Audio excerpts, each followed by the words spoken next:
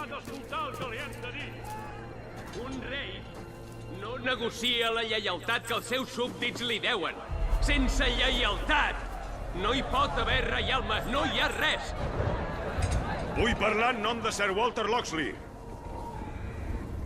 Deixeu-lo parlar. Parli! Que parli! Que parli! Que parli! Deixeu que parli! Feu-lo! Parleu, si ho heu de fer. Si voleu edificar el futur, heu de crear uns bons fonaments. Sí! I tant! Les lleis d'aquestes terres fan del poble un esclau del rei. Sí! Un rei que exigeix lleialtat, però no ofereix res a canvi. He travessat França fins a Palestina i he tornat. I sé que la tirania només porta al fracàs. Un país es construeix com una catedral, de baix a dalt. Doneu poder a tots els homes i vos guanyareu força.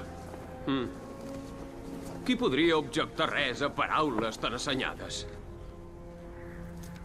Si vostra majestat volgués oferir justícia, justícia en forma d'una carta de llibertats que permetés a cada home proveir els seus, saber que no seria condemnat sense motiu o empresonat sense càrrec, treballar, menjar i viure gràcies a la suor del seu front i ser tan feliç com pogués.